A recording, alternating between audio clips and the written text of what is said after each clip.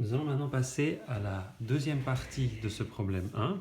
Donc là, j'ai redessiné la situation. On a notre circuit où on a maintenant le courant électrique que nous avons trouvé avant. Et puis maintenant, on passe vraiment dans la seconde phase où on va devoir calculer la force nécessaire pour tirer cette barre ici avec une vitesse constante. Alors la première question qu'on peut se poser, c'est pourquoi est-ce qu'il faut appliquer une force sur cette barre pour la tirer à vitesse constante? Eh bien, cela vient du fait que dès le moment où on a un courant électrique dans un circuit, ce courant électrique est plongé dans un champ magnétique homogène, eh bien, tous les éléments du circuit ressentent la force de Laplace. La force de Laplace, c'est l'extension de la force magnétique pour une particule à une multitude de particules qui sont en mouvement dans un circuit électrique. Alors j'ai renoté toutes les indications nécessaires. Bien sûr, on veut avoir une vitesse constante. Donc ce que ça veut dire, c'est que la force que je vais devoir appliquer ici va compenser exactement la force de Laplace qu'on va voir est exactement opposée et est dans ce sens-là. Et puis j'ai renoté aussi le courant. Alors ici, vous allez dire, mais le signe négatif a disparu.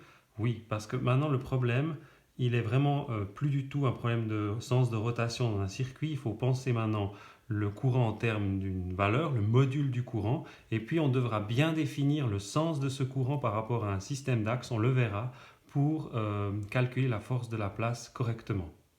Donc je vais déjà donner l'expression de la force de Laplace. Donc, force Laplace, c'est le courant, donc cette valeur-là, prenez la positive, intégrale, puis après vous avez un produit vectoriel entre dl et b. Ok.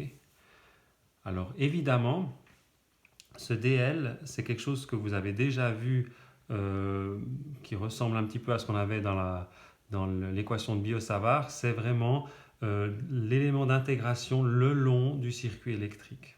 Ok. Et bien évidemment, la force de Laplace, vous en avez partout. C'est-à-dire que vous pourriez intégrer cette partie-là, prendre cette partie en compte, celle-là aussi. Mais nous, la seule partie qui nous intéresse, donc la force de Laplace qu'on va calculer, c'est uniquement la force de Laplace qui agit sur la barre ici. Donc finalement, notre intégrale le long de dl, ça va se limiter à vraiment une intégrale le long de la barre ici. Okay. Donc on doit bien définir ce dl dans le bon sens. Moi, ma manière de faire, c'est de mettre le dl dans le sens du courant. Comme ça, je n'ai pas un problème de signe, justement, entre la valeur de i, est-ce que c'est positif, négatif, et puis dl. Je prends vraiment dl dans le sens du courant. Comme ça, j'ai aucun souci. Donc dl va vraiment aller dans ce sens-là. Donc ici, vous avez dl. Voilà. Okay. Et puis, on va devoir intégrer de là à là le long de ce chemin. Okay. Et puis B, vous le connaissez, il est donné ici. Okay. Alors maintenant, il y a deux options. Il y a l'option facile, un peu avec les mains, que je peux vous décrire pour trouver l'amplitude de la force Laplace assez rapidement. Et puis grâce à la règle de la main droite, on le verra, on trouve aussi le sens de la force de Laplace très rapidement. Et puis la deuxième méthode, un peu plus propre, où je vais définir les axes et vraiment calculer cette intégrale en détail. Alors la façon, on va dire, intuitive, mais il faut faire un petit peu attention avec ça, c'est de voir que B, non seulement est homogène, donc il n'y a pas de souci dans l'intégrale, c'est comme une constante si vous voulez. À tout moment, et ça vous le voyez ici, B est perpendiculaire à DL. Vous voyez. Donc on a que B est perpendiculaire à DL. Okay. Dès lors, on peut calculer assez facilement la norme de ce vecteur-là, puisque la norme d'un produit vectoriel entre deux vecteurs perpendiculaires, c'est simplement la multiplication des deux. Donc la norme de force de Laplace, ça va simplement être B fois l'intégrale de ici à ici, donc ça fait simplement la longueur L, la longueur de la barre, fois I. Donc ça va être ILB. Et puis pour le sens de cette force, il suffit d'utiliser la règle de la main droite. Donc je mets mon pouce dans le sens de DL. Voilà. Je mets mon index dans le sens de B. J'espère que vous voyez bien ma main. Et puis vous avez la force de Laplace qui va être comme ça, hein. Comme je l'avais déjà prédit avant, vous avez bien la force de la place qui est dans ce sens-là.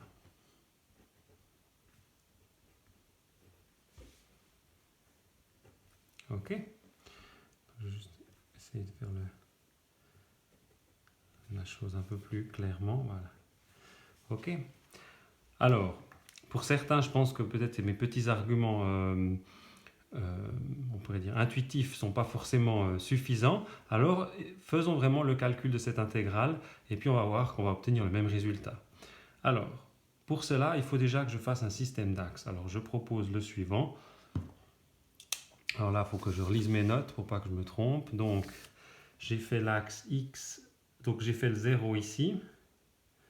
J'ai fait l'axe X comme ça. Ensuite, j'ai fait un axe Y qui pointe vers vous.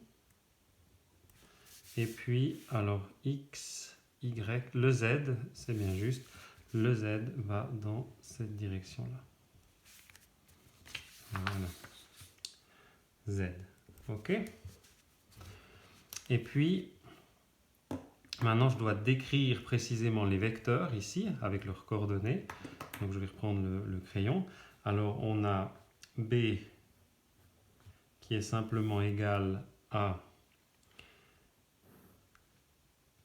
0, B0. Il a uniquement la coordonnée Y. Vous avez DL. DL a uniquement une coordonnée selon X, infinitésimale, c'est un DX, mais pas de Y, pas de Z, hein. Donc c'est DX 0, 0.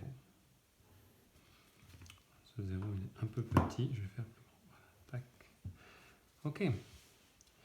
Alors on peut écrire ce produit, ce calcul-là. Donc on a F là. Ah, peut-être ce que je vais faire déjà, je vais faire le produit vectoriel, puisqu'on a besoin de ce produit vectoriel. Donc DL, produit vectoriel avec B, je vous donne directement le résultat, hein, mais vous pouvez faire le calcul assez facilement. Donc ça fait 0, ici, ensuite 0,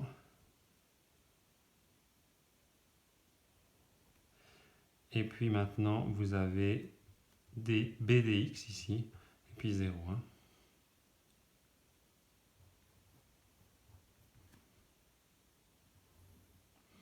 Donc on voit que ce vecteur-là, obtenu par le produit vectoriel, n'a qu'une composante Z, donc dans cette direction. Donc la force de la place, ben, ça va être I.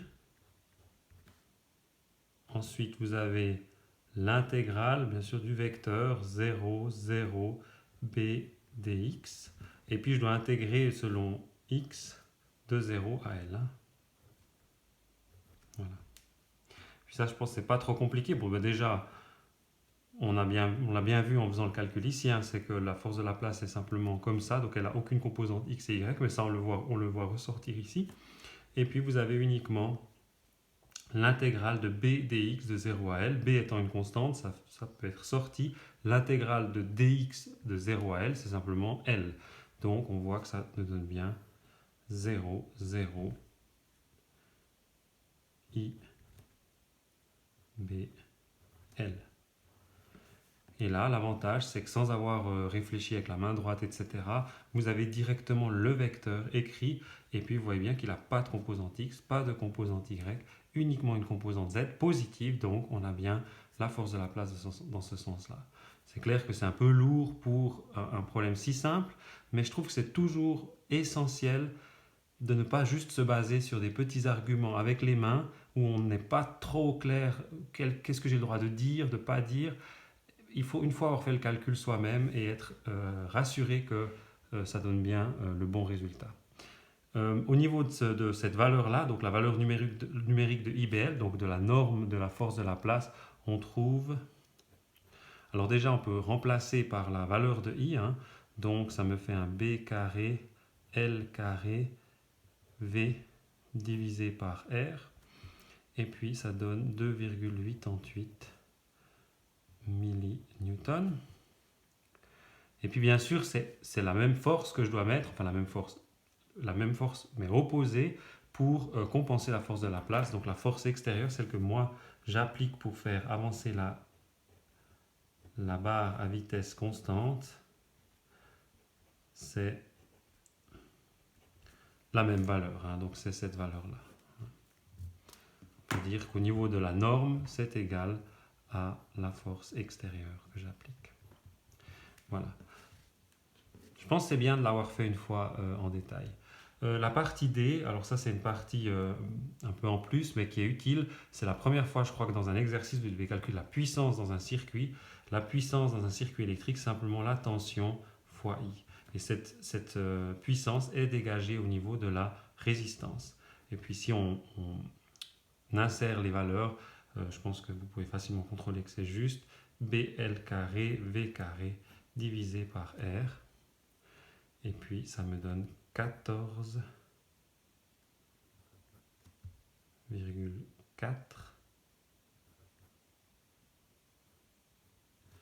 milliwatts. Voilà. Avec cela, on a terminé le problème 1.